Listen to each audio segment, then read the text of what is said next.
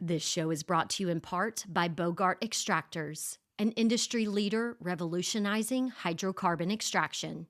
Licensed facilities can rest assured that Bogart's certified systems meet all industry standards. They are peer-reviewed by a third-party engineer to ensure your facility and its employees can operate safely. And each stainless steel unit is built and tested right here in the USA.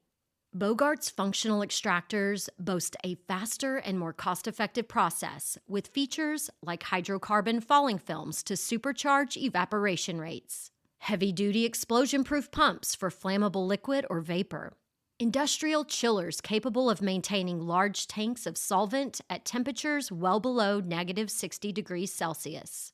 And Bogart offers extensive tech support and consultation services. So whether you need to set up an extraction lab from scratch or simply need some replacement gaskets, Bogart is a phone call away at 855-553-3887 or visit bogart.com. That's BHOGART.com. Welcome. You're listening to Casually Baked, the podcast, home base for the canna curious. Thanks for tuning in. It's high time. We had a high time together. Yes, it's high time. We had a high time together. Hi, y'all. I'm Jo, your host and cannabis lifestyle guide. And since winter is coming, I thought, why not turn the spotlight inward and get all warm and cozy with cannabis and our higher self? So today, we're being self-full and taking care of numero uno.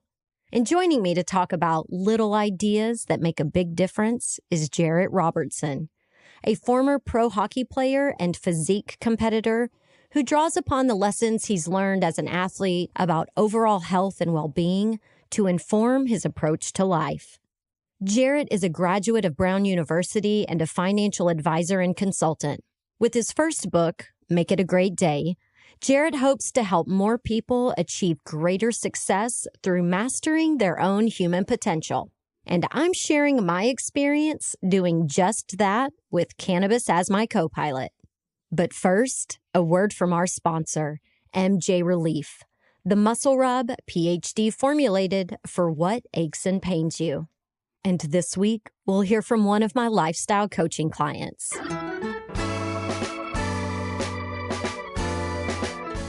Hi guys, Melody Jenkins here out of Raleigh, North Carolina. I am a life coach client of Joe's for 2 years running, and I'm here to share my MJ Relief enthusiasm, primarily because the product delivers on its promise, relief. With the holidays already on top of us, I'm excited for my recent MJR order to show up to help relieve my annual holiday stressors. So my evening routine is to wait for the radiating pain from my shoulders up into my neck, which, side note, slows me down and produces that super unsexy turtle look, challenging all my daily efforts for chin up, chest out, belly in, better posture. Circling back to that routine, the moment I open my MJR tube, I take a few seconds to deeply inhale the magical scent, tell my brain to let it all go, and apply the liquid gold relief to my problem areas. And guys, it takes only minutes to feel the promised relieving effect. So take advantage of Joe's special discounted holiday offer. And either stock up or just give yourself the gift of relief. You won't regret it. If you're feeling Melody's turtleneck and want some muscle and joint relief of your own, head over to mjskinrelief.com. The MJ Minis make excellent stocking stuffers. They fit in your pocket for localized relief on the go. I keep the 2.5-ounce tube of MJ Relief on my nightstand. Whether for your medicine cabinet, carry-on, or gym bag, MJ Relief is the gift that keeps on giving for those with daily aches and pains. Shop online to support my small business at mjskinrelief.com. and use promo code CASUALLYBAKED, all one word, for 10% savings. The Sustainability Roll-Up is presented by Ocb Rolling Papers. In perfect harmony with natural, sustainable practices, it's always been the OCB signature to provide the highest quality, responsibly sourced, and sustainably crafted rolling papers. I had a wonderful weekend catching up with my cannabis community at the Emerald Cup Harvest Ball in Santa Rosa, California. It had been 2 years since seeing many of my farmer friends and industry colleagues. But of course, we picked up right where we left off, discussing ways to collaborate, preserve the heritage of craft cannabis farming, and educate consumers and home gardeners on the ways and importance of supporting regenerative agriculture. I gathered a lot of story ideas that I look forward to sharing with you in the new year, and I captured some of the insightful panel discussions I attended, which I'll upload to the Casually Baked YouTube channel over the next couple of weeks. As we've discussed on the podcast, it's a scary time for small farmers. My friend Johnny at Huckleberry Hill Farms was quoted calling it an extinction event. So today, I want to spotlight a team of regenerative craft cannabis farmers focusing on teamwork rather than competition to keep their dreams and farms afloat. Farm Cut is a group of 5 small heritage family farms that care about the earth, sustainable practices, and quality cannabis. If you visit a cannabis dispensary, you'll typically see jars upon jars of tiny machine-trimmed nugs. We call those smalls. You rarely find nice, chunky, lightly trimmed buds. This method of quick machine trimming used by so many producers degrades the traditional and careful craft of flower preservation. In fact, as soon as cannabis flower is trimmed, it begins to lose its freshness and vitality. So the Farm Cut family of farmers decided to share what's actually in their personal head stash, full flower cannabis without the trim. With minimally processed flower, you get all the good stuff, which includes the sugar leaves. The sugar leaf is the guardian and protector of the terpenes and cannabinoids inside those nice frosty colas. Farm Cut leaves that protective layer of sugar leaves on the flowers throughout the supply chain. So when it reaches us as consumers, the trichomes have remained intact, preserving the full spectrum of cannabinoids and terpenes inside, which translates to us as aroma, flavor, and overall experience. Some people like myself simply grind and smoke those sugar leaves with the flower. They can also, though, be removed right before enjoying a smoke and saved up for making homemade teas, tinctures, oils, and edibles. When you purchase Farm Cut flower, you are supporting small-scale, diversified farmers who care about the health and well-being of the planet.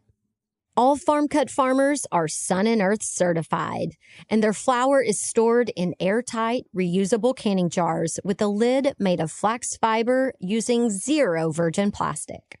If you live in California and want to experience the finest whole plant cannabis produce on the market that's grown with TLC for the earth, ask your dispensary to carry Farm Cut. Learn more at farmcutcannabis.com. And no, they did not pay for this message. I'll also include more information about these amazing farms and farmers in the Potcast 216 show notes at casuallybaked.com. And when you make such careful considerations on the flower you purchase, it only makes sense to be mindful of what you roll it in. That's why I choose OCB Rolling Papers. All OCB papers are plant to puff and made in a facility that's powered by 100% green energy. OCB offers a full line of papers made with sustainable fibers, including flax, wood, organic hemp, bamboo, and virgin wood. All come in a full line of sizes in both booklets and cones. You'll find no GMOs, no chlorines, and no dyes in OCB papers. And if you're shopping for a cannabis newbie this holiday season, might I suggest gifting them with joint rolling skills? Get a Roll With Me starter kit at ocbusa.com/baked. You'll get 4 booklets of OCB and a rolling tray for only $4.99. This bundle is worth $20, and I don't know if it'll be around in the new year. Of course, you must be 21 and older to buy OCB Rolling Papers and to follow the natural wonders of OCB on social at OCB_USA. Ask for OCB wherever you buy your papers. And catch the latest episodes of Roll With Me on the Casually Baked YouTube channel, Instagram, and on the WeedTube. If you're picking up what I'm putting down, please rate and review Casually Baked the podcast on iTunes or Apple Podcasts. That one small action helps other Canna Curious folks find highly responsible discussions like this one with Jarrett about little everyday ways to take care of you so that you're inspired to help others. Now, there's some newbie CBD discussion in the beginning before we dive into happy hormones, input management, honing communication, plus ways to approach meditation and emotional awareness. If you're ready to start having better days, this podcast is for you. So smoke 'em if you got 'em and settle in. It's time to get casually baked. I got the bottle of wine, the high dollar kind. I got the West Coast smoke, but I better just take one. Jarrett Robertson, thank you so much for joining me on this Friday morning podcast. I'm excited that we're just going to talk about awesome shit today, right? That's the plan. That's the plan. Awesome shit. I like it. That's right. So Jarrett is an athlete. He's a financial advisor, and he is also an author of this book, Make It a Great Day, How to Feel Awesome so that you can help others. I mean, that's what it's all about. I tell people all the time, take care of you first. If you don't take care of you first, how are you going to take care of other people? And they always say, Joanna, that's easy for you to say. You're single. You don't have kids. You don't have a spouse. You don't have pets. And now I'm here with a married man with 2 kids, and I'm sure you have pets, and you're living this lifestyle too.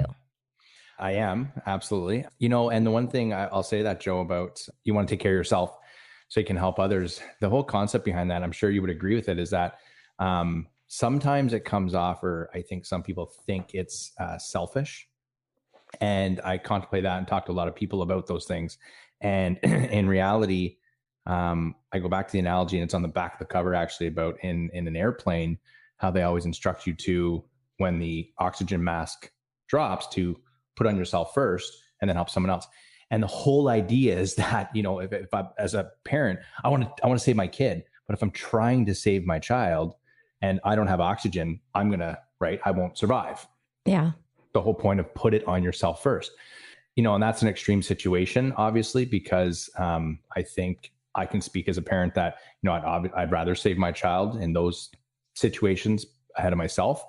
But the concept of this book is, are you taking care of yourself so that you can be the best version of you every day, so that you can help other people, whether it's at your job or your family or whatever it is you're doing. But yeah, if you're not feeling great every day or finding ways to feel great, how can you have fun in a day? How can you do great things? Amen. And your best self is better equipped at handling everything. I always do these little things, and I call it taking care of future Joe, like setting my future self up for success. And one of the things that I love right off the bat is the idea of setting the goal of consistency. We do so much holding ourselves to the fire on different things, and then failing, the wheels start coming off, and people are like, oh, fuck it. Let's just, eat 12 cheeseburgers and be done with the diet. I screwed up. But when you set the goal of just like trying to be consistent, like for me, it was just doing those small things every day to get where I wanted to go. And it just feels more manageable that way. You can't fail if you choose consistency, right? So, and I know a lot of the topics that are coming up with this, with the book, and a few questions that have been asked is, how do you decide on those little things? And they're boring, right? Tie your shoelaces, put on a pair of shoes, drink some water, laugh, things like that. They're mundane, but they're not celebrated as we get older, right? They're not celebrated as adults. You just told me your story. You're in a farmhouse. You took over this big space. You built a podcast studio. Like, why isn't that like, wow, holy, good job. How'd you do that? Walk me through it. And it's not that I want to be over the top. I just think it's so important that with our littles and kids and we celebrate everything, right? My kid colors, scribbles on a piece of paper. What is that? It's a scribble on a piece of paper. It's a forest. Wow. Right. And they feel good. And there's a reason for that, Joe. Like, we all feel good if we tap into the right thing. Now, I don't want to be dramatic and over the top all the time, but I just think it's important. And it's how I've learned too. So that's why I can, why I wrote the book and why I like talking to people, is saying to Joe, good job. Good for you. Walk me through that. How did it go? What made you decide to move? And, your ideas, that's pretty cool. So I think those are the things that need to be celebrated, and it just feels good to do those things, right? It absolutely does. And, one of the things that, this is a cannabis podcast and people are like, okay, where are you going with this show? Bring in the cannabis. But, that's one of the things that I learned early on, was that cannabis really did help me in finding the good perspective, reframing situations. Are you ready to make bad days a thing of the past? I invite you to explore the why behind the things you do every day that make you feel awesome. In his new book, Make It a Great Day, author Jarrett Robertson shares small ideas you can use to feel your best. So the next time you're looking for ways to improve your day or mood, you're empowered to do just that. Your day can't control you when you follow this roadmap to thrive. Purchase Make It a Great Day on Audible or online at makeitagreatday.ca. Quieting the judgy part of my brain and allowing me to be more playful. And so during this whole thing, it's like cannabis has become my co-pilot. There are all of these things that I can do on my own to affect change and to raise my vibration and feel good. But, some days you're sluggish. Some days you wake up on the wrong side of the bed. And when you have a plant medicine that can help you get over that hump or like get the momentum going to then be able to have a great day, so for me, it is the idea of how I set my mind and the different activities that I do, but also knowing what are the things in my wellness toolkit that can help me. And, one of the things that you parse out in the book are all of our happy hormones, controlling our chemical reactions. Well, our endocannabinoid system, does a lot of these same things. So, we can learn how to strategically create dopamine and serotonin and oxytocin and the endorphins to feel good. So let's dive in and talk about that fun stuff. My comment to that is, so I'm learning a lot about the cannabinoids, and what I like about where the cannabis world is going, what I've learned so far, the THC and the CBD, that the people are starting to understand, and it goes deeper. I think it goes back to consistency for me, and you just hit the nail on the head with a tool, something in your toolkit. Look, if you eat, there's lotion, there's smoke. What else can you do? Everything, powders, you name it, right? Yeah, sublinguals. So for me, it's a lot of supplements in the fitness world. So I have a ton of supplements I take over the years and learn from my coach. But if I don't adjust my supplements from here and there, learn more about it, figure out, as I've been taking this every day for 2 months, should I maybe take a break? And I just got into some CBD and some gummies and things like that as I learned. And I was never that person before. So this was one thing I was happy to talk about on this, saying, back in university, when I played hockey, I was the beer drinker, the alcohol guy, and loved to party and had fun. I never smoked weed, anything. Now, for me, I'm like, it's different. It's changed. That's the idea, right? Moonshine, when it first came out, was alcohol. I'm like, good Lord. So now things have just changed. So now I appreciate the science behind it and said, geez, you know what? I'm going to take these gummies at this time, or here's some supplements I could take with CBD in it. Here's a drink. I went camping with my wife and family and a bunch of kids. I said, you know what? I'm not going to drink this weekend. So what are you talking about? And it's a camping, right? You go camping, you get smashed. I'm like, no, I'm not going to drink. We went for 4 days. I think I had 5 beer in 4 days. I had all these CBD drinks. So it was a cucumber mint soda water. And I drank it. And I thought, feel pretty good. Had another one. And I was just completely chillax. I had the single greatest sleeps of my life in 4 days. And my wife, I think I slept one day till 11 o'clock. And I get out of bed and they go, what do you, I go, I don't know. I feel fantastic. I don't. And the other kicker was I could get up at, you could go to bed at 8, 9, 10 o'clock at night. And you're feeling good. I don't know if you call it intoxicated or buzz or whatever it is. And I could wake up the next morning at 6 a.m. with my kids and be perfectly fine. So that was the big one for me. There was absolutely no residual effect. Now, I haven't learned a ton about that. But that's the CBD world for me that I'm like, geez, if I can still, be me, hang out, have a good time, and then be able to be up with my kids and be a good father and a good husband and a good business owner and colleague, all the things, then I'm more interested in that now. Now, for everyone listening, when I go away, my wife and I go away, we have a night out. We like to have some drinks and have some fun. So that's what we do, right? But the residual effects now are just astronomical and they take days to wear off. This is a true story. And story. The thing that you're talking about with the CBD drinks, I do that as well with THC. So having what we call a California sober lifestyle where you can have a drink with your friends. They may be drinking alcohol. You still have that feeling of, community, camaraderie, cheers, whatever. But I'm taking cannabinoids and you're drinking alcohol. And yes, we will wake up in the morning and feel very differently from each other.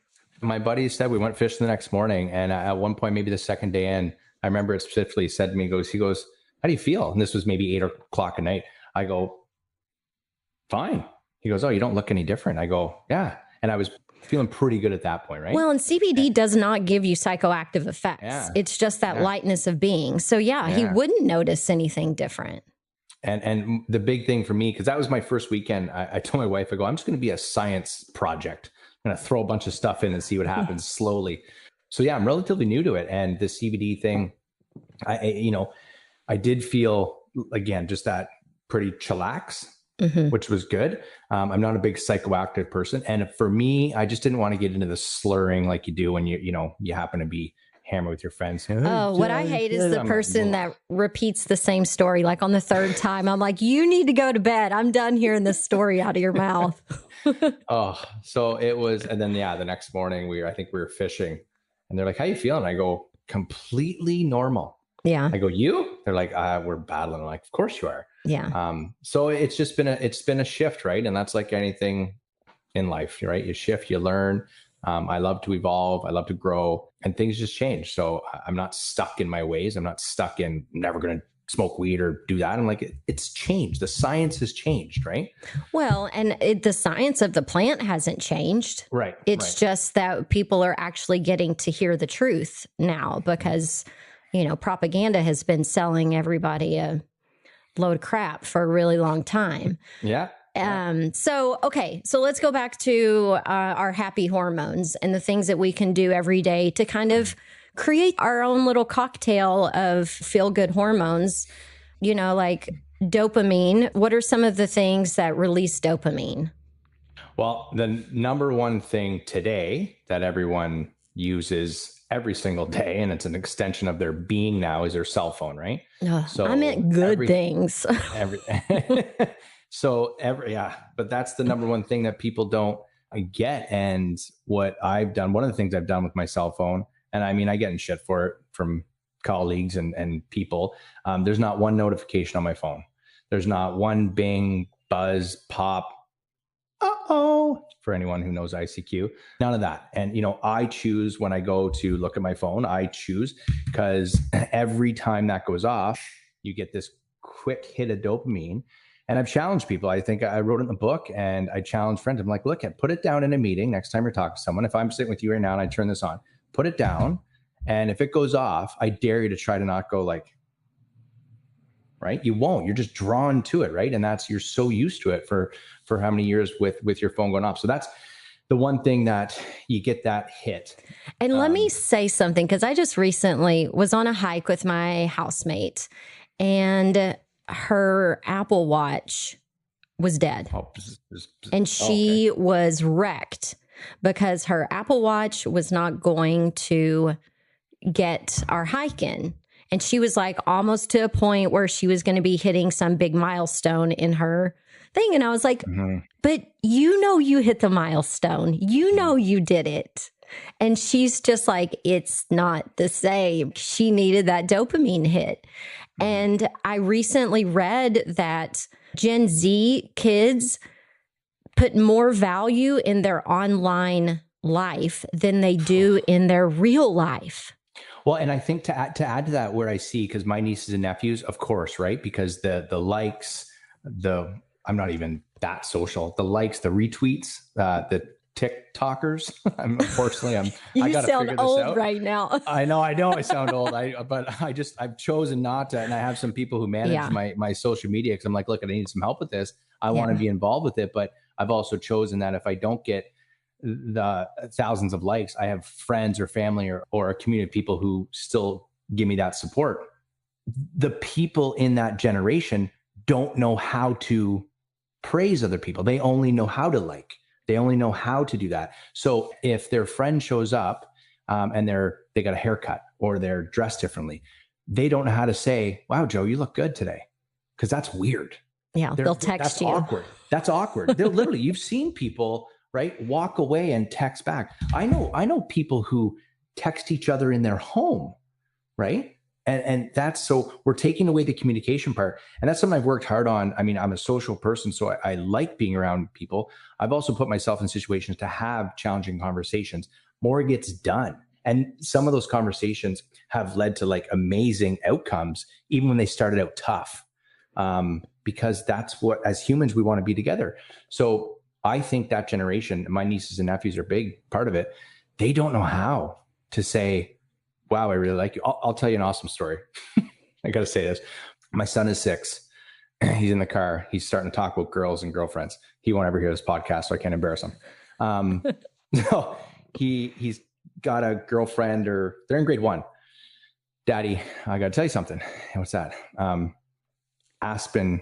Can I use names? Aspen. She's 6.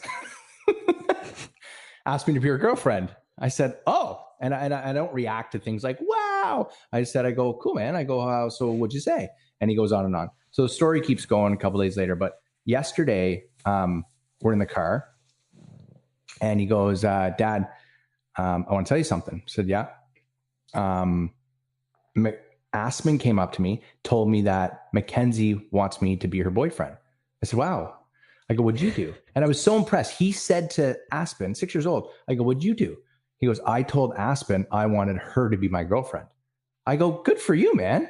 I said, how'd that make you feel? He goes, what'd he say? He goes, awkward or scared? I go, good.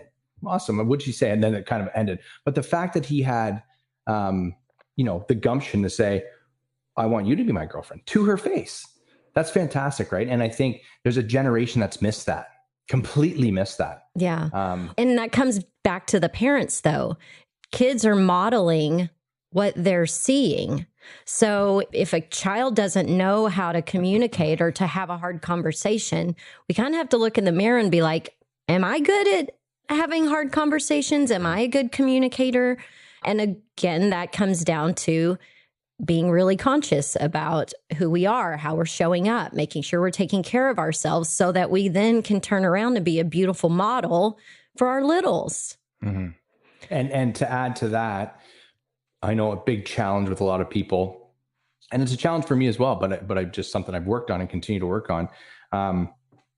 We touched on at the beginning here, to take care of yourself so that you can help others, right? I don't want to just have a conversation if my kid's around saying, there's my, I need to be a good model right now. My kid's listening. So have a chat with my wife or my parents or my friend or someone else. So my kid sees it.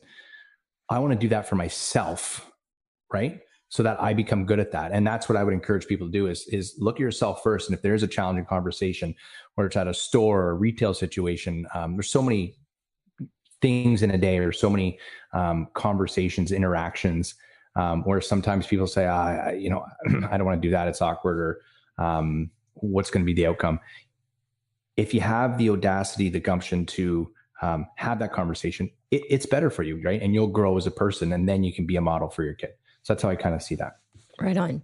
Okay. So going back to our happy hormones. So for us to feel good, there are things that we can do during the day. And so I want to talk about the things that we can do, or the things that when we do them, we feel good. And, it's not necessarily because this is rocket science, but it's like, make the correlation, understand that if you need to feel better, what are these things that I can do? Is it listening to music? Is it going for a walk? Is it just soaking up some sunshine for 10 or 15 minutes? Is it snuggling with my pets? Like, all of these things release something very important for us to raise our vibration. That's one of the things that you kind of outlined in the book, the love hormone, oxytocin. Let's start with that one. I mean, the thing with all the hormones that I've learned and I continue to learn, and the one thing I want to promote is that you won't feel it. And that's probably the biggest challenge for people is when you, I shouldn't say you won't feel it. I was going to say, I disagree. I disagree. Yeah. So if I go and just hold my wife's hand, the first day I met her, the first day you go on that date and you hold hands, you hug, you feel something way more powerful than what I might today, right? Certainly. If I hold her hand, it feels good, not like it did before. And that's just, yeah, it was exciting before. Now it's just comfortable and comforting. But still oxytocin, right? There's still oxytocin being released. And it also builds a little bit. Dopamine, when you, what's a good example? Run a marathon, right? And you have the mile markers, right? The reason for those mile markers, because if you didn't have them, chances are you wouldn't finish, never knowing where you are. The mile markers, mile 1, mile 2, right? Mile 3. So, and for someone like me who's never going to run a marathon, laughter, sex, these are good ones. And those are huge, right? So sex is a big one. That's a dopamine dump. And there's some things on that you want to be careful of too, which I love. But that dump of dopamine is like taking a huge amount of, a huge thing of gambling, alcohol, something. It's a macro dose, not a micro dose. Right. So you want little doses, tasks, right? Checking off your task list, and then adding sex in there, and then laughter and all those things. So I would say you do feel them, just not as you would when you do physical exercise, right? Like people talk, how do I feel good? Go work out. You're going to feel it. Eat a healthy meal. Don't eat a healthy meal. If you don't eat a healthy meal, sure, you get some chemical reaction. You feel like shit, right? So the little micro doses I think are important. And these are as I said in the book, I'm like, it's not exciting, but the reasons why behind this stuff, Joe, when I say laugh, someone says, oh, Jarrett, okay, laugh. I'm like, well, try it, right? Throw on a YouTube video and just laugh for like 10 minutes while you're driving. That's it.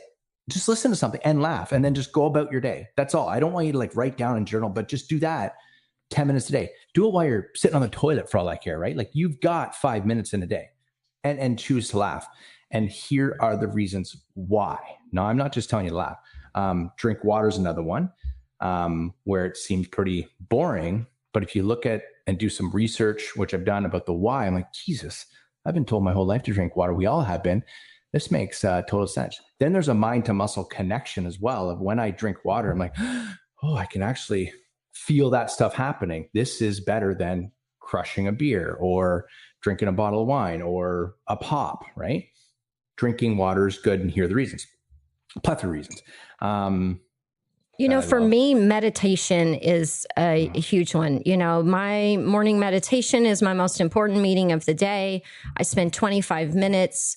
And I will say that when I'm getting towards that last 5 minutes of my meditation, and then after the timer has gone off, I absolutely feel an explosion of endorphins. And, you just feel amazing.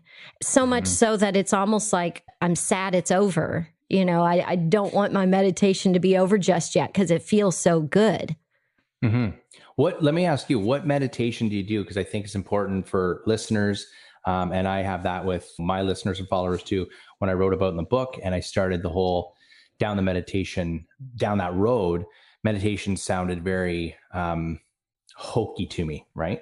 And I think for a lot of people, that would be the first step is all meditation. Like, whoa, wait a second. There are so many different ways. Oh yeah. Of what meditation is. So like, what are some things you do, Joe, that what is your meditation? Well, for me, since I've been doing it for over 10 years, I've developed into meditating for 25 minutes. I didn't start there. I started with a few minutes, and I'm a busybody and I have a busy mind. And so, just trying to sit still and clear my head, would be how I started it, starting with a little notepad. If, I kept circling back on a thought, I would just write it down, like get it out of my head, put it on paper. But at this point, now it is, I have binaural beats that I listen to. Stephen Halpern, I love this man. I've had him on the podcast before talking about sound healing.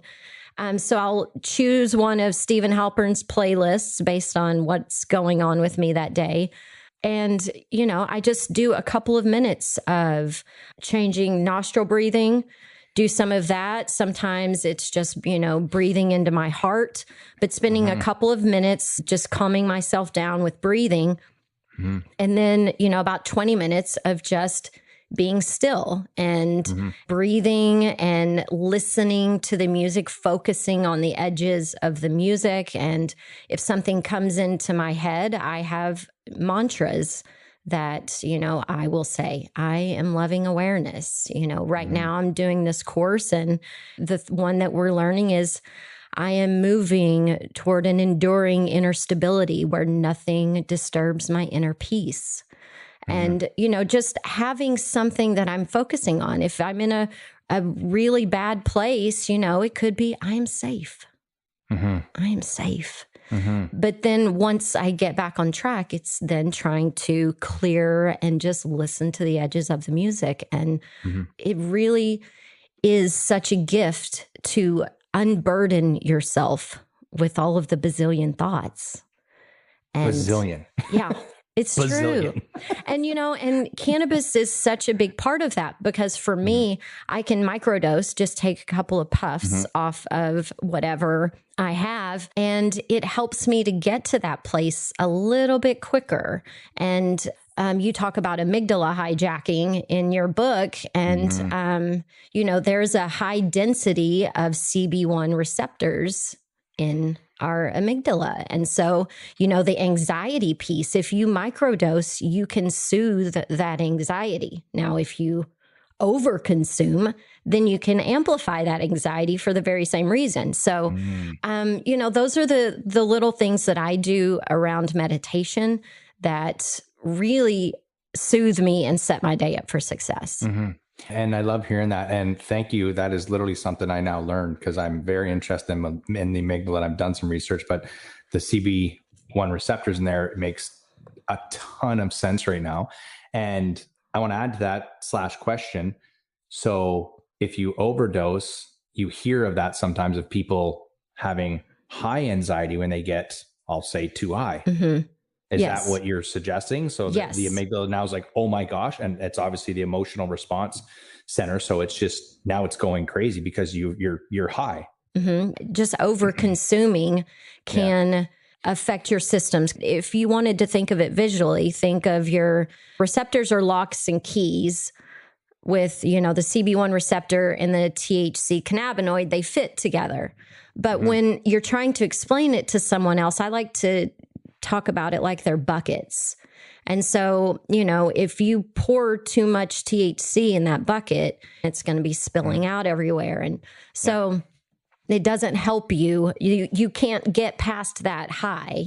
That's where a lot of people, when they become more addicted, it's because they can't get high enough. But that's because their buckets are so full, it's just overflowing. You can't get fuller. Yeah. No, it makes total sense. And to go back to the meditation idea, and thanks for sharing that, because that's the part that I learned so little. The music thing's been huge for me. For me, that's how it started, because I never wanted the mindfulness thing, slowing your mind down. It didn't work for me. I'm like, I don't know how to slow my mind down, because people said, be present. I'm like, I don't know how. If I sit still, my mind's gone. Right. And then, so the problem with that, and why the book, is it was too big, too fast. So the meditation thing for me was classical music. Out of nowhere, I just threw on some classical music or however it played, and I was listening to it after I'd come home from the gym. So I'm on a high from the gym, and I, supplements and pre-workout and things I take for the gym, maxed out, feel fantastic, get in the car and be, 10 minutes of classical music, not really knowing why, but it felt amazing.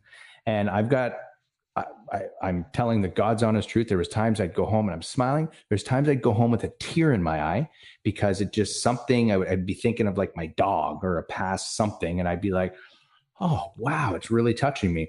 And it was so cool to be mindfulness and where I was. And then and then it led to the next thing and the next thing. I have a client, friend, coach now. We're actually writing a second book, but she's an NLP specialist. We've done some work together. I lie in bed and listen to a lot of things she does. I have a lot of other people I do. I'm going to look up the person you just mentioned there. So nice. And another thing too, for people who are busy and moving a lot, the thing of a moving meditation, going on a hike, but not speaking, just immersing yourself in nature and listening to your shoes crunching on the trail and smell the smells and hear the birds and look for the squirrels and just immersing yourself in nature like that. It is a form of moving meditation. Mm-hmm. And so, you don't have to sit there in lotus and be as still as possible. If that doesn't work for you, get out and move, but be quiet. Don't put anything in your ears. Just be quiet. There's a part of your brain, Joe, and I just learned this and I love it. I'm happy to pass it along, called the DMN, the default mode network. I don't know if you're familiar with it. And what the default mode network does is whenever you are, I call it daydreaming, or, just letting your mind scatterbrain, it'll do one of three things. It'll think of the future of, oh my God, I have a meeting next week, or I have a podcast in 2 days. What am I going to do? So future hasn't even happened yet. And I still have 2-3 days ahead of that, or months. It'll think of things in the past. What did they think? How did I do? 2 days from now, I might be like, does Joe like me still? What happened at that podcast? I'm like, it's over with, right? So what am I doing thinking about? It's done. Or it'll turn and look at you. How do I look today? What do people think of me? All that stuff, right? So I learned that, and I thought, geez, that sounds just about right. Whenever you're sitting around kind of, what are you thinking about? Oh, next week, yesterday, all this stuff. When you walk in nature, or you see green space, it actually helps to lower your cortisol and allows you to be present in the moment. Very cool thing I learned. I thought, so now I will go take a walk and in the soccer field and look at green. And it actually, if I think about it, I'm like, yeah, I'm right here for sure. I'm thinking about other things, absolutely, but I'm actually right here. So that was something cool I learned that I'm happy to pass along. But your default mode network, by walking in nature and being part of nature, will allow you to be present. So that's something you can practice and build on. And then maybe it leads to the next meditation thing. Yes, which is excellent stress management. One of the things you talk about in the book is that the half-life of cortisol is 18 minutes. Mm-hmm. And, there are so many times when someone has had a huge argument with a coworker or a spouse or a family member. And, when you're like, well, what did you say? I don't know. I couldn't think straight. And why didn't you say this? Why didn't you say this? Like, I couldn't think. Uh-huh. And it's like, yes, your brain has been taken over. And when cortisol is rushed through your system, you can't think straight. And so by just hitting pause, I take a 15-minute power nap. That's one of the things that I like to do. Power napper. I'm a big fan. Yes. The power nap, or just get outside and get fresh air in your lungs. And that will help you be able to think and respond in those situations more clearly, where we don't have to go back later and be like, oh, so I'm really sorry. My wife will say, how do you do it? How do you nap? I'm like, watch. Just here, come up and watch. I'm like, it's really easy and I'm good at it. But she can't. I'm like, it's something you got to probably practice. But I don't know why I can. But I'm really good at it. The power nap was taught to us as children because we grew up on a ranch. We were the ranch hands. So we'd come home at lunch, and my dad, after he ate, he would just take like a 10-minute nap. And so you either have to sit quietly and watch him nap, or you just laid it down too for 10 minutes. Because if you didn't sit quietly back then, there were repercussions. That's right. So I've been power napping like a champion since I was a teenager. It's the best. It's the best. And there's some things I've caught on to and listened to too. These power naps that I do through Calm, they're 27 minutes, and they sleep story you down, and birds wake you up. And I am every time like, 27 minutes going to go by so fast, right? Scatterbrain, you and I are busy. I'm lights out. I wake up to birds going, Jesus. And I feel fantastic. Right. Yeah. So I'm a big fan of power napping. Yeah. Yeah, it's good stuff.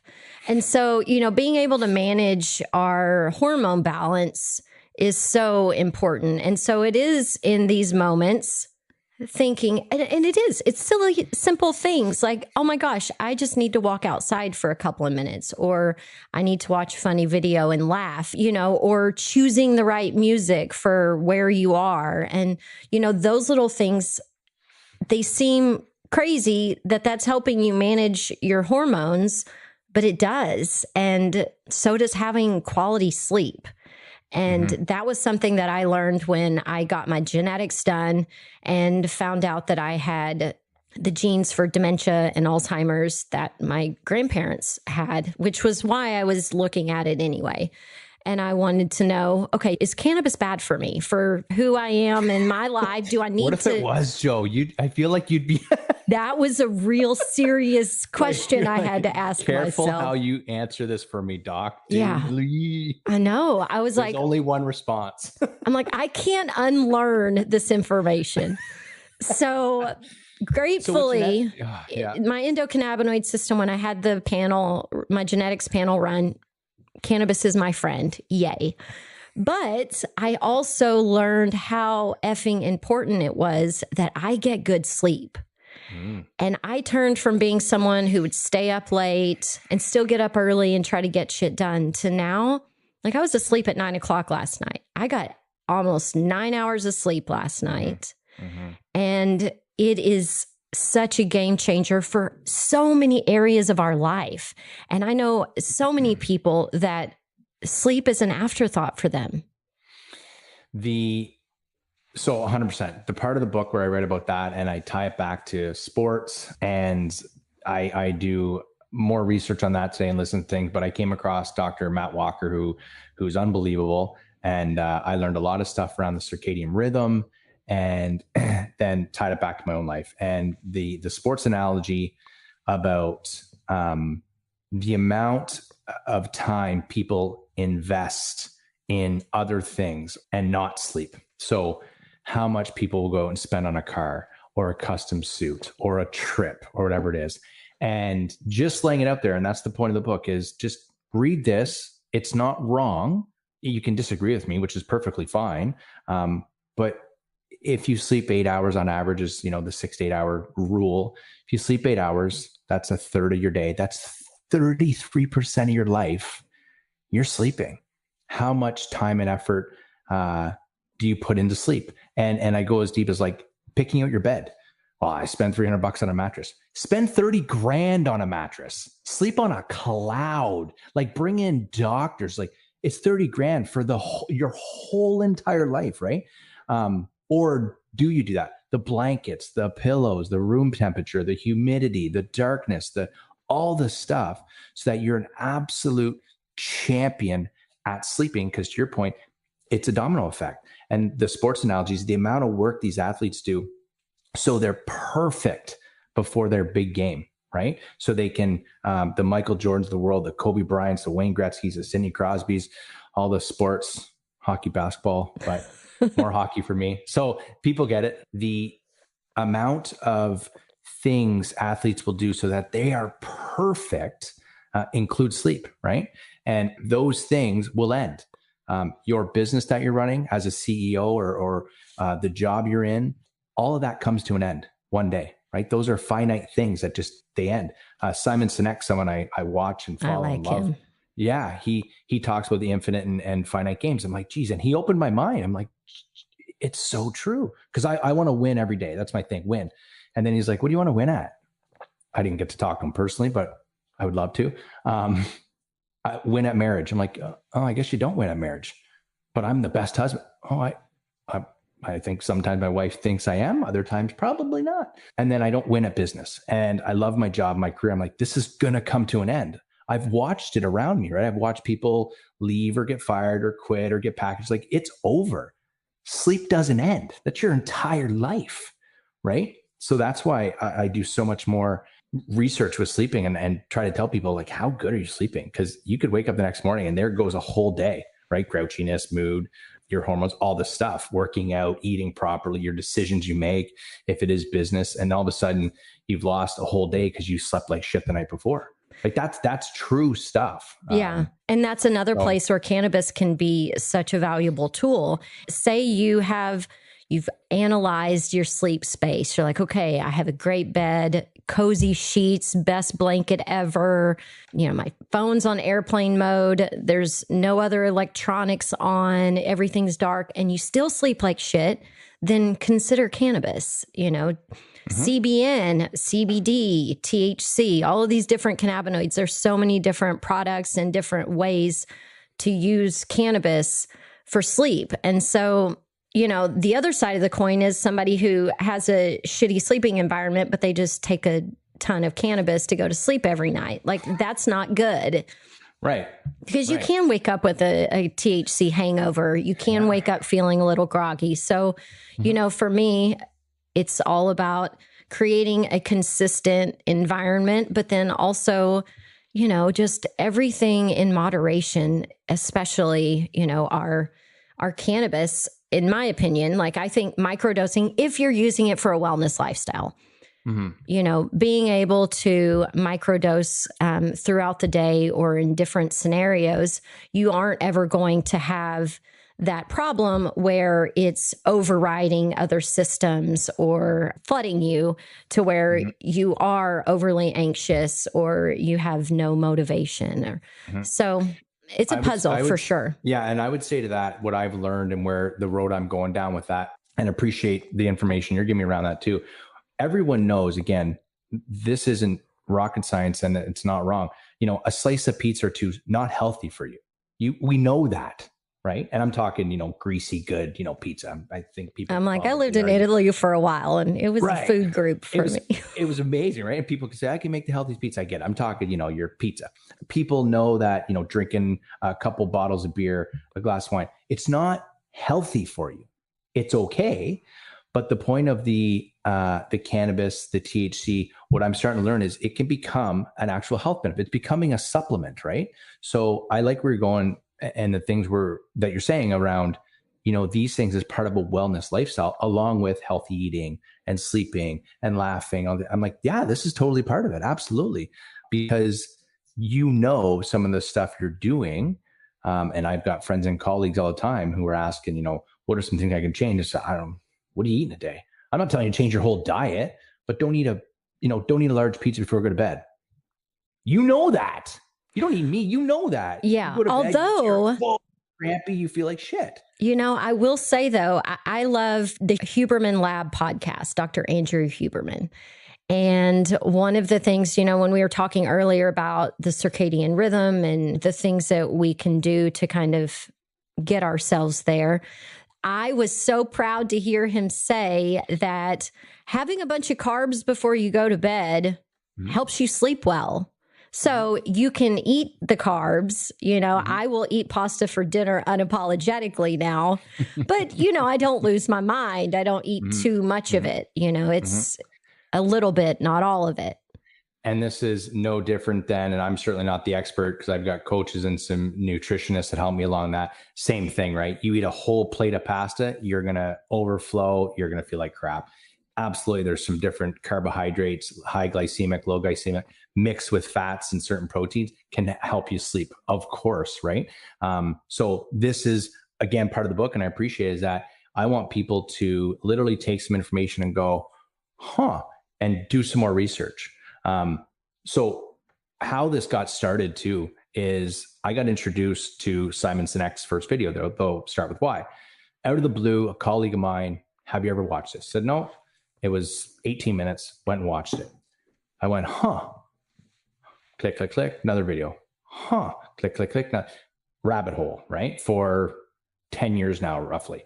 And that's the point of this book, is I want this to be, a continuation of lots of research out there, but there is an idea in the book for everyone. Is the whole book going to resonate with every single person? No, but a whole bunch of people are going to appreciate the laughing thing, go, right? And you see some of the chemicals or the chemical reaction, to drink water, or speak to a friend, pet a dog.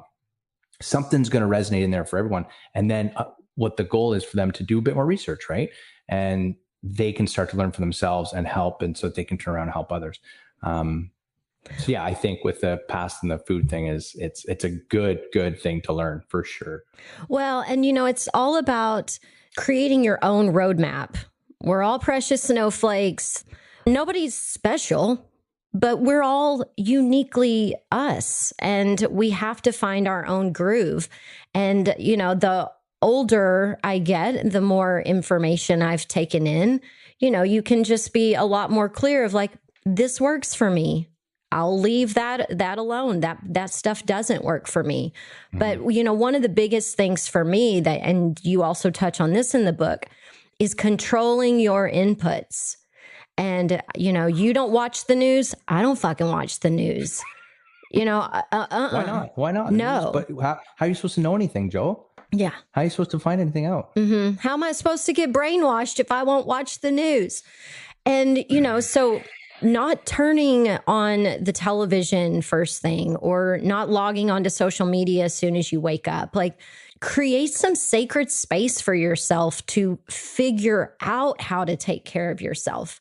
The first 30 minutes of my morning, I wake up, I have a little prayer that I say, I have some mantras, and, it's all dark in my room. I'm in my bed. It's not like I'm having to go do something, but it's just like having those few moments of, recognizing, feeling my body and how, does something hurt? Did I sleep weird anywhere? And, just getting really clear on how I'm fucking feeling before I even get out of bed.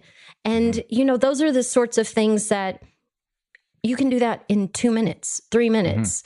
And it's an excuse to say, great ideas, Joanna, I don't have time.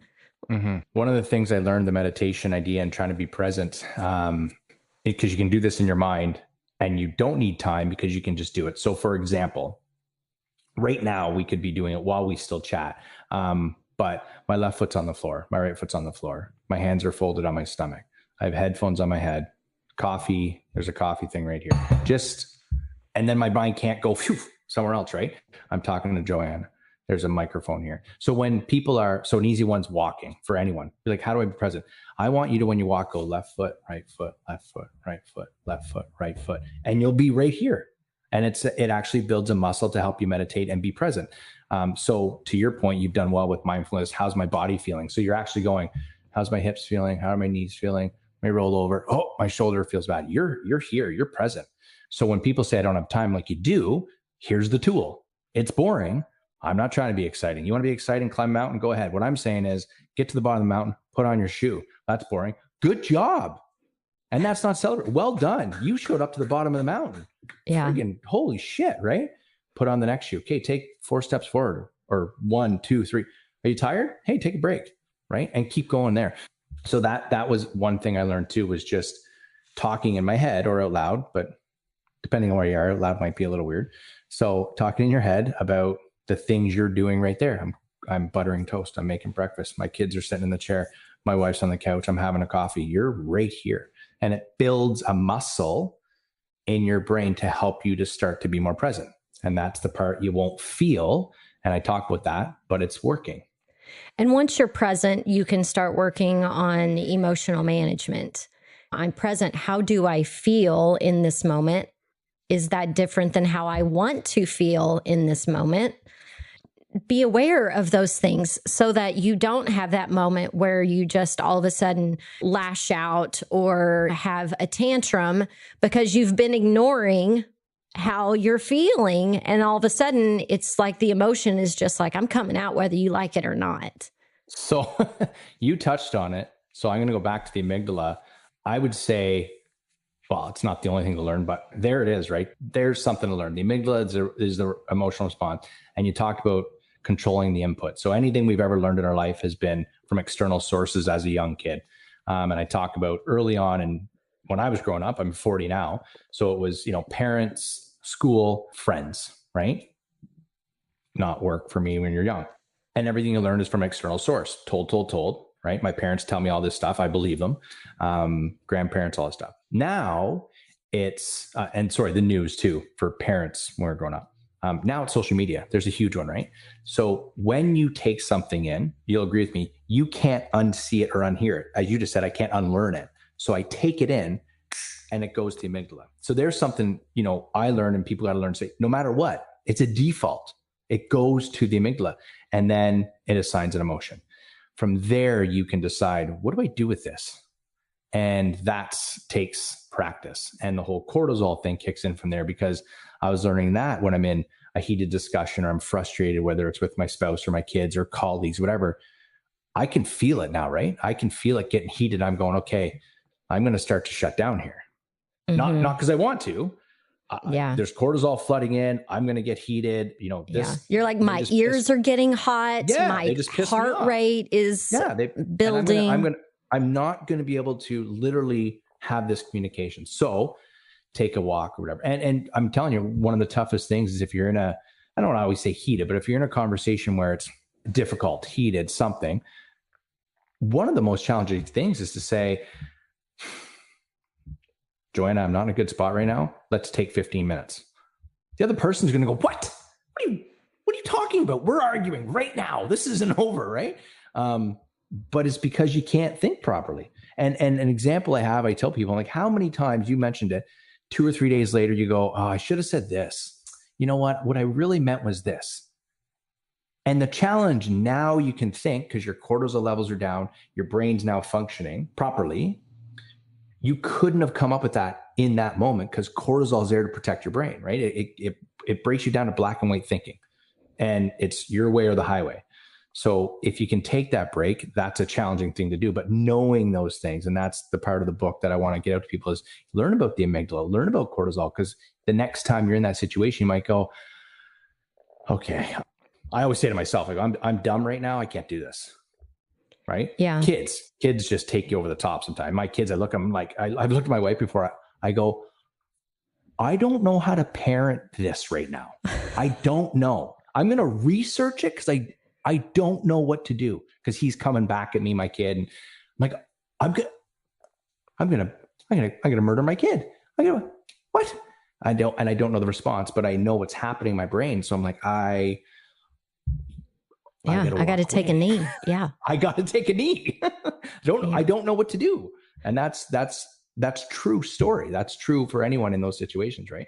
And I think it feels really brave in the moment to do that, because, silence can sometimes feel so uncomfortable and you feel the pressure of needing to respond, but to be able to just stop and be like, okay, this is not going well, and be able to breathe through that and take what you need so that you can show up and be present, because chances are the other person isn't present either. They're firing the way you are.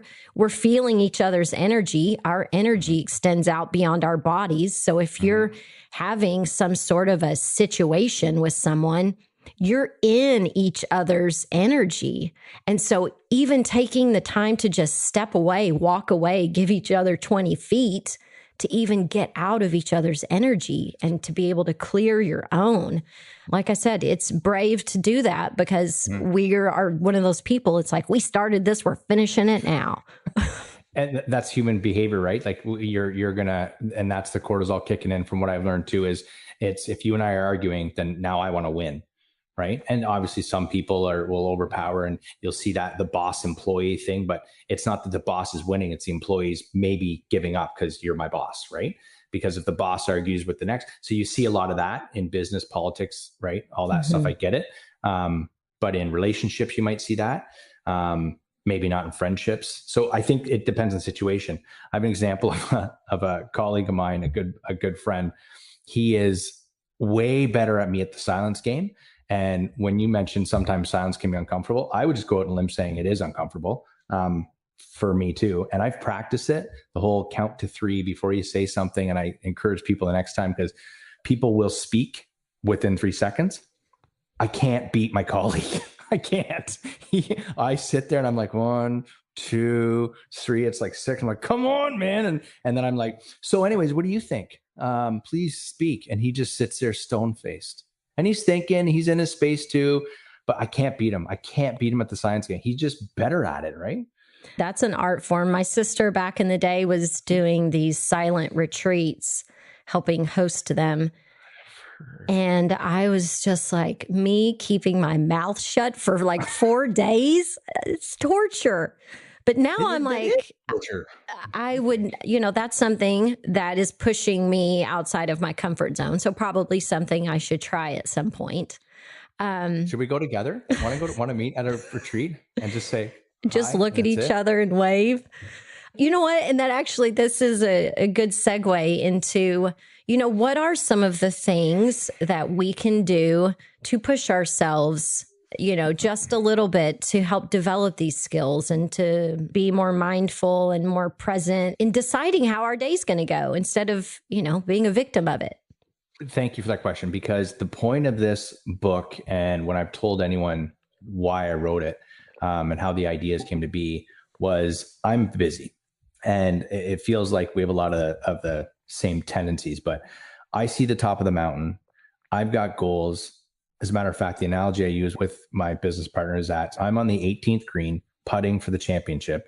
He's in the locker room prior to the first tee off on day 1. And he is just methodical. And I'm like, I'm winning this tournament, right? Like it's already done in my head. He's taking every shot. He's doing all the things. So it's been really therapeutic for me stepping back to go, what are those little things? And realizing that these little boring, monotonous things are helping.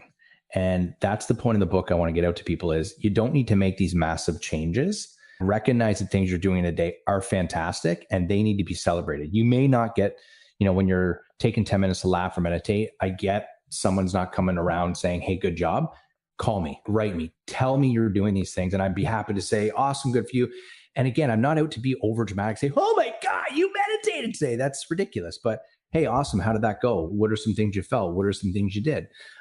It's the littlest things that do help us go forward. And what I've recognized, Joe, is just, they're just not celebrated and we don't appreciate them. Right. But I want people to understand I'm 1,000 miles an hour and I always have been. So these are the things that I've done to help me thinking, all right, writing that first page of the book, I was like, I'm already on stage in front of 10,000 people coming up after Tony Robbins. How's that going to work? Right. Like I'm there. And that'll probably never happen. But I'm like, but I wrote a book and I'm like, but I wrote a page. Now I'm talking to Joe. How would I have ever met Joe? Like, this is really cool to me. And I love doing this stuff. So I can go back and say, yeah, I wrote a page of a book and that's how it started. Right. Well, and I think one of the things that you do that you haven't said is, that visualization. that on page 1, you are already visualizing being finished. Me and Tony. Being the next Tony Robbins. So, that is a huge piece of it, is seeing yourself winning, seeing yourself happy and on the other side of it versus visualizing that you're going to get buried in all these pages and never finish a book. And so, a lot of people aren't born as a half glass full kind of a person. I've been called Pollyanna my whole life. And so I get it. Everybody's not like me, but you can train yourself to look at things that way, to visualize the good shit. Mm-hmm. I want to be transparent with everything that I do, as transparent as I can without getting into every detail. I've got shitty things in my life, right? I got a lot of shitty stories and a lot of shitty things. And I tell people, I'm like, do you want to have a shitty day? All right, come on over here. Let's start talking. Ask me about this, and we'll go into some detail. I might cry. I might rip your head off. I might go silent. I got a lot of shitty things. I don't bury them because that's also important with health, right? You don't bury all this stuff. Handle them, deal with them. I'm a big fan of going to see a therapist for so many different reasons. And there's a stigma around that I would love to, say, what do you mean the stigma around therapists? They're fabulous. So there's a lot of shitty things that I have to deal with in a day, but I choose to do these things. And, one of the sayings that I love is life's not too short, but life's extremely valuable. And the reason why I've grasped onto that, Joe, is because when people say the old saying of life's too short, I'm like, okay, life's too short. I'm like 85 years, 90 years, 70 years. I don't care. I'm like, Joe, if I told you, listen, after this call, I just want you to go for a walk. You're like, cool. But I want you to walk for 2 days straight. Yeah. You're going to laugh and go, what are you talking about 2 days? I'm like, what is that? Crazy? Is that a long time? Like, that's forever. Who walks for 2 days straight? I'm like, oh, so 2 days is forever, but 85 years is life's too short? What are you talking about? Like, how does that match up? Life's too valuable for sure. Because things might happen, right? So I get when tragedies happen or sicknesses, and that's, I've got lots of stories, young family members, young, good friends, like things happen, right? And it's sad and it's hard and you go through it. But those are the things I want to pass along. Like, here's some tools. And don't get me wrong, the laughing, the drinking water, the exercising. If something tragic happened, I can't just say, gonna laugh and drink some water. No. But what are some other tools I have? Because this one's going to be a little tougher to climb, right? This one's going to be tougher to get through. But on the day-to-day, shitty day at work, a crappy sleep, I get it. You ate like shit. Something where your day shifts. Are you also implementing in your day just a couple of things to increase those chemicals, right? Like, give yourself some dopamine, hug a dog, get a massage, eat the proper food, exercise, go out in green space. These things will change how you feel, and that'll change your mood as you deal with the other stuff. Because if you just compound all the bad things, we see it every day, right? And one thing, because I am all about living my life as an experiment, and I encourage people all the time to use a dosage tracker with their medicine. But I would also encourage you to use a journal as a little dosage tracker for your day and your mood. And if you're new to trying to make things happen versus being a victim to your life, journaling is such a nice thing to do, whether or not that's just a few bullet points of like highlights of my day, a couple of things that I struggled with, how I handled it. Called my mom today, those sorts of things. If you just do that for a few minutes, I mean, you can fit 3 days on one page. I'm not saying you have to write a bunch, but when you go back and look, you can see those small incremental changes that you are making in your own life and your own personality. I mean, I am not the same person that I was 25 years ago as a 20-year-old, moving out into the world. I was an angry, aggressive little thing. With no tools, right? You're explaining no tools. And the one thing I want to add to that, I guess it's a question as well. So I'd add to this, but one of the things I've learned from, I'll say, the most successful people, they write. I'm like, it seems like everyone's writing. All these people who are quote unquote happy and mindful, they write. So I started that a few years ago too. Kills me to do it. It's so slow. And so if anyone's listening to this, I'm like, I can't, like, I'm like, here's my 100 miles an hour. But again, shocking how therapeutic it is. And that's the why behind it. When someone's write it down, like writing it down, like this motion's not doing it. It's slowing your brain down just to go, I did this today. And I'm not thinking about tomorrow, yesterday myself. I'm right here writing that. That's the why behind it. And so it was very slow, but it's so therapeutic. And that's the why people will tell you to journal and write things down and get it out of your head. And while you're writing, make sure you're writing down, like, what are the things that I'm awesome at? What are the things that I love about myself? What are the things that I want to change about myself? What are the things that I'm not proud of about myself? Because when we do know our why, that's the first question I ask people as their cannabis lifestyle guide. Why do you want to consume cannabis? What are you hoping that it's going to do for you? So we have to do that for ourselves in our own everyday life. Like, where am I killing it? And where do I need to get better? And putting that stuff on paper gives you some sort of goal to work from, that little consistency piece where I'm working on my temper. I'm working on my patience. I'm working on receiving, whatever these things are. And it's slowly but surely, right? And that goes back to the first 10 minutes we talked about consistency. I was saying, you can't fail with consistency. And one of the things I learned, it was one of the first parts of the book when it started to come into fruition was that psychoanalysts say 92% of people fail on their New Year's resolutions. I'm like, whoa, that's interesting. I'm like, but completely believable. January 1st hits, I want to lose 100 pounds. Holy shit. I want to quit smoking. I'm like, you've been smoking for 25 years. What are you talking about? I want to lose a pound. Perfect. Good job. Right. I want to go to the gym once a week. I want to walk. I want to one less cigarette. And then your goal is consistency. And then you don't fail. You're part of the 8% who are crushing it. 8% of a population is incredible, right? If you're 8% of something, holy, like I'm unique. So I want to tell people it's not the goal of running a marathon. I'm like, run 100 meters. I'll be at the end line and I'll give you a high five. I'm not going to throw a party for you. I'll give you a high five. Awesome enough. Tomorrow, come do it again. And then when you're good and ready, run 200 meters. And if it takes you 10 years to run a marathon, you didn't fail.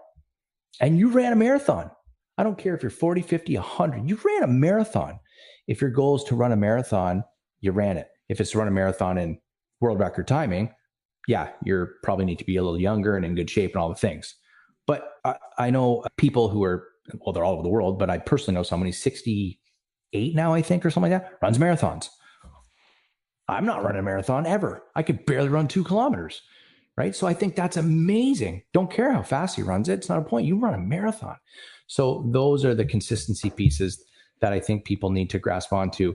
And again, it goes back to just being, it's got to be celebrated. Get a network of people. Again, write me, call me something. Jarrett, I did this.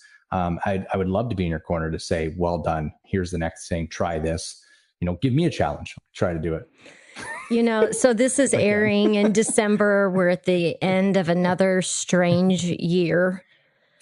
And so, yeah, I like having this conversation as people are thinking about the new year. New year, is it going to be the same you? Is it going to be a little bit better version of you? Like, we all get to decide what that is. So, are you someone that makes New Year's resolutions, or based on your lifestyle, you're like, I don't need that? Zero. I don't think I ever have. And I make goals every day, and then I break them, and then I make new ones, and I break them. And then eventually I go back. I'm like, oh, I set that goal like 4 years ago and I'm here, right? In your subconscious mind, a thing called your RAS. So you'll eventually get there. If it's important to you, you'll get there. Adding to the consistency part and the goal setting and the New Year's resolutions, a conversation I had with a colleague was I wanted to lose 10 pounds or whatever, 15 pounds, right? I'm like, okay, so you want to lose 15 pounds in a year. Got it. January to December. December 31st comes around. You've lost 10 pounds. Your goal was 15. Did you fail? They said, yeah. I'm like, okay. But then 3 months later, you kept going and you lost 15 pounds. So did you just get the timeline wrong? Because it was an arbitrary number you made up, right? 12 months, 15 pounds. Perfect. Write it down. So you didn't, but you got to 15 pounds. Fantastic. That's amazing. So next time you adjust your goals to make it, 15 months, right? Or 12 months, 15 months, 15 pounds. So it was an arbitrary number you made up. I want to make this much money. I want to own this business. I want to write a book in 10 weeks, 10 months. But you wrote the book, right? You ran the marathon, you climbed the mountain. So the goal is important to set, but you got to adjust it along the way, right? And again, the small things, but they need to be celebrated. And I would say by far, one of the biggest challenges for anyone I've talked to, friends of mine, is that, again, being celebrated, having someone in your corner, building that network, saying, good job. Wow. Right. So. All right. Well, if people want you in their corner, Jarrett, how do they find you? I would say the easiest way is the website, makeitagreatday.ca. It's got all my social media. We talked about me being old. I don't have a lot of social media. I have a few pieces of social media. Apparently I don't have them all. But everything's in there to get a hold of me. And yeah, I would love to hear from people with their goals, and I'm happy to be in people's corner to help celebrate the little things that they're doing. Absolutely. Well, I appreciate you joining me. I mean, I love this shit. This is the stuff. This is what it's all about. Like, how can I enjoy my experience in this life? It's not about having the perfect job or the perfect outfits or shoes or all the shit. It's about feeling good. And so thanks for nerding out with me on this today. Enjoy the rest of your day. You've got a whole day in sunny California. Yes, well, it's a foggy, drizzly rain kind of a day, and that's a perfect day for me to be indoors writing and creating. So I am not complaining. I got snow this morning. I'm not ready for that. Right. Yeah, you're in Toronto, right? Yeah, just east of Toronto, yeah. But okay. GTA, yeah. Yeah, I like that. It's going to get cold soon. I do like that part of the world, but you definitely, there's a certain constitution to live through that kind of cold weather. I don't know that I have. Yeah, it's good. All right. Well, let me look over here in the comments. Somebody is saying that you are their hero. He's excited to read your new book. Weedy Head Alien. I like it. Yeah. Hero. Wow. Thank you. Hero. Feels good to be somebody's hero. It does, just like that. Hey, I'm a hero. All right. Well, thank you everybody for hanging out, and hopefully I'm your cannabis hero. And if not, I'll keep trying. You know, I got goals. I'll be consistent. I'll see y'all next week. If you're motivated by today's conversation to make some subtle shifts in your everyday experience, I hope you'll share this podcast with your smoke circle. You can find Jarrett's book, Make It a Great Day, How to Feel Awesome So That You Can Help Others, on Amazon in softcover and Kindle. The narrated version by Jarrett, in case you prefer him reading to you, is available on Audible. And if you're inspired to use cannabis like me as both a wellness and lifestyle enhancement tool, I'm making space to bring on 3 or 4 new coaching clients in the new year. I am a solution facilitator when it comes to onboarding and dialing in your unique relationship with plant medicines. I help you define and develop healthy habits that align with your lifestyle. I provide a lighthearted, judgment-free atmosphere for you to receive and develop inspiration, consistency, accountability, and community. I also share my favorite lifestyle tools for setting future you up for happiness and success. You can learn more about working with me in the Potcast 216 show notes at casuallybaked.com. If you're ready to lead an inspired and healthy life, I'm ready to work with you. As always, email your requests or Canna Curious questions through the website or DM me on social.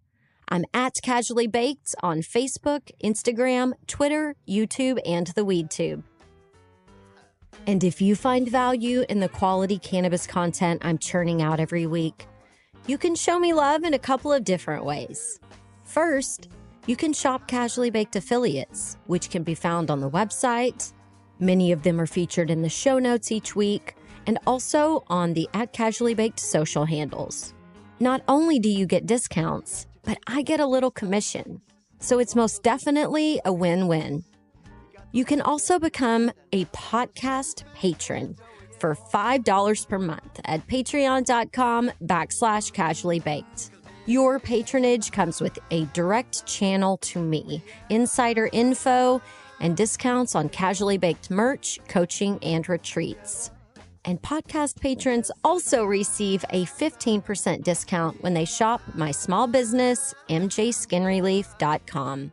However you choose to support me and this highly responsible cannabis movement, thank you. Thanks for doing your part. To puff, puff, pass it on. Yes, it's a high time. We had a high time together.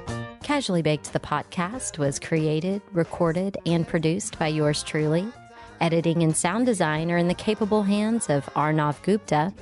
The podcast theme music is by my highly talented friend Seth Walker. If you aren't familiar with Seth's music, you can find High Time on his album Gotta Get Back wherever you're buying your music these days. I know he didn't create High Time for me, but it sure as shit sounds like he did, right? I hope you'll tune in next time. Thanks for hanging out.